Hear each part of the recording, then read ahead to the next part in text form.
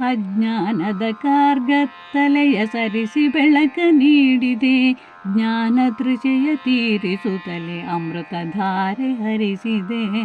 ಗುರಿಯ ಕಾಣದಂತೆ ಇರುವ ಬಾನಾಡಿಯಂತಿರೆ, ದಾರಿದೀಪವಾಗಿ ನೀನು ಕರವ ಹಿಡಿದು ನಡೆಸಿದೆ.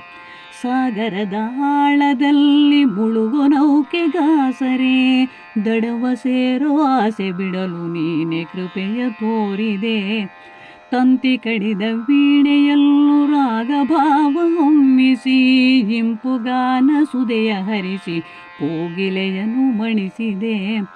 ನೀನು ನಾನು ಬೇರೆ ಎಂಬ ಭೇದವನ್ನು ಮರೆಸುತ್ತಾ, ಎಲ್ಲರೊಂದೇ ಬಾಳಿನಲ್ಲಿ ಎಂಬ ನೀತಿ ಕಲಿಸಿದೆ.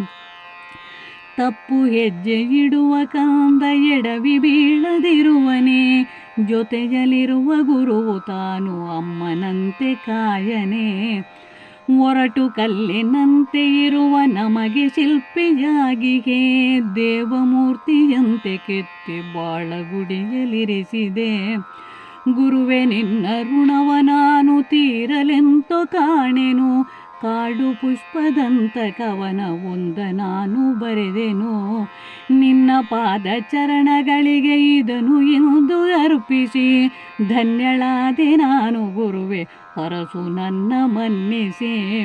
ನಿನ್ನ ಪಾದ ಚರಣಗಳಿಗೆ ಇದನ್ನು ಇಂದು ಅರ್ಪಿಸಿ, ಧನ್ಯಳಾದೆ ನಾನು ಗುರುವೆ ಹರಸು ನನ್ನ ಮನ್ನಿಸಿ. ಧನ್ಯಳಾದೆ ನಾನು ಗುರುವೆ ಹರಸು ನನ್ನ ಮನ್ನಿಸಿ.